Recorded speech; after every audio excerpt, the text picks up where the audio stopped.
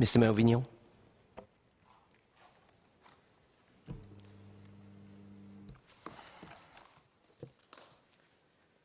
Mr. Deputy Speaker, I stand in support of the bill. Employment laws are important as it provides a legal structure to the workplace, define the responsibilities of both employers and employees, and outline regulations for resolving workplace conflicts. Having current and sound employment laws are crucial as good workers' protection and fair rights enable businesses to devote their focus on productivity and profitability. First, I welcome the extended coverage of the Act to include PMEs earning above $4,500 per month. Our workforce composition has been changing steadily over the years, and in time, PMEs will form a significant proportion of our workforce. Therefore, it is timely that we extend coverage of the Act to protect this group of workers. But I think more can be done to make clearer the definitions of who are considered employees covered under the Act. Currently, a worker's coverage under the Act consists of two main criteria: type of employee and income threshold. Intuitively, the terms workman and non-workman should be all-encompassing. Having a third and separate category just for PMEs is non-intuitive and can be confusing to who's considered a PME and who's considered a non-workman. In practice, the distinction by type and income feels arbitrary as all employees face the same vulnerabilities by virtue of being under a company's employment with unequal bargaining power.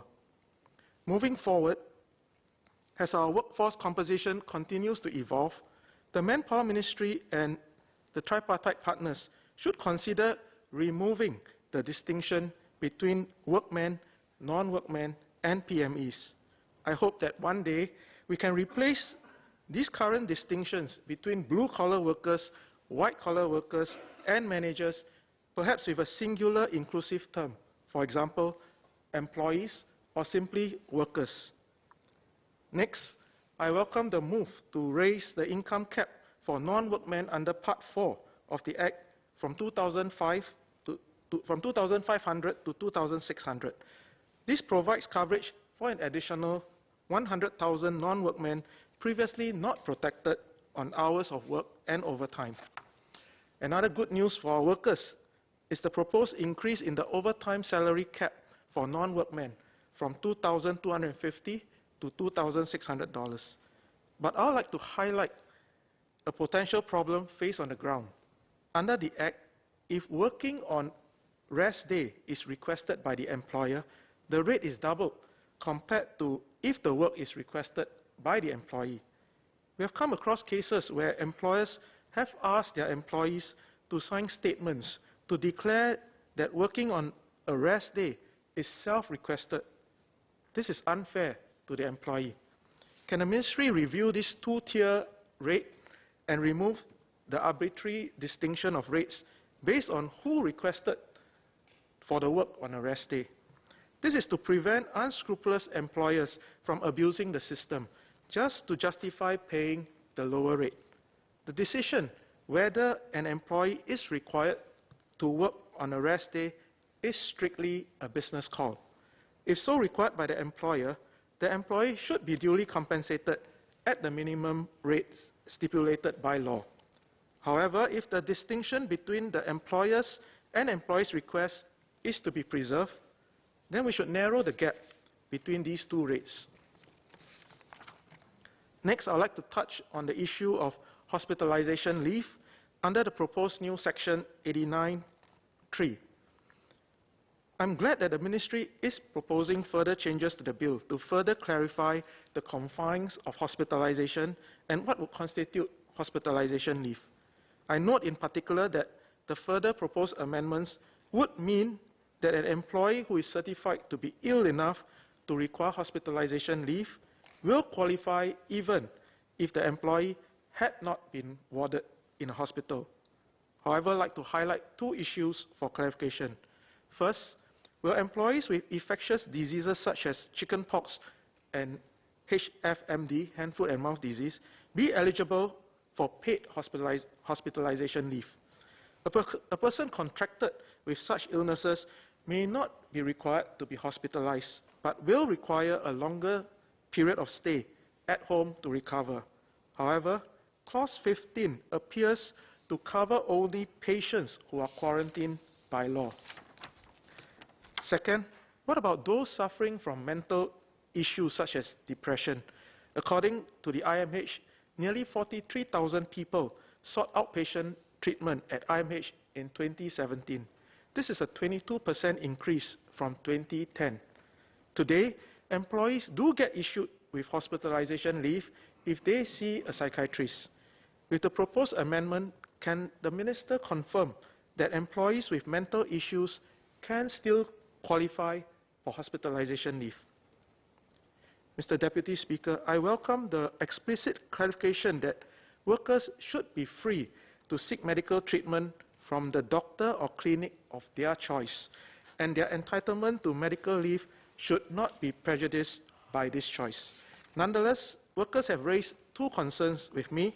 One, sick or injured workers not given sufficient medical leave to recover. And two, reimbursement of medical consultation fees being tied to medical certificates. Granting of medical leave should commensurate with the medical condition of the sick or injured workers. But there have been cases where employers collude with doctors to provide minimal medical leave for their sick or injured worker. A medically unfit worker would be at a higher risk of accidents at the workplace, but often they do not raise a complaint because they fear repercussions from their employer. This is often more pronounced if the injured worker is a work permit holder. I therefore urge the Ministry to take harsh actions against such errant employers. Under the proposed Section 89(7)(a), reimbursement of medical consultation fees can only be granted if the doctor issues a medical certificate. Workers with chronic illnesses such as high blood pressure or high cholesterol have raised concerns that they would not be able to get reimbursement of their medical consultation fees as their medical conditions do not require medical certificates to be issued. Perhaps the Ministry can consider adding treatment of chronic medical issues as part of reimbursement of medical consultation fees. Lastly, I welcome the move to allow the Minister to make regulations against certain unemployment practices to protect our workers' entitlements and well-being. As we are aware, there are some unsavory practices in the industry that should be outlawed.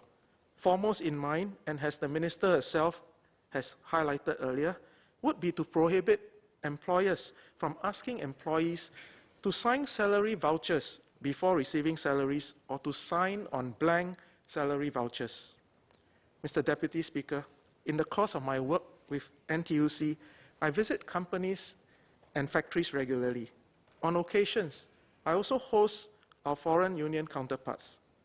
I'm often asked if Singapore is pro-business or pro-worker. My reply often is, it doesn't have to be either or. Workers are the lifeblood of a company.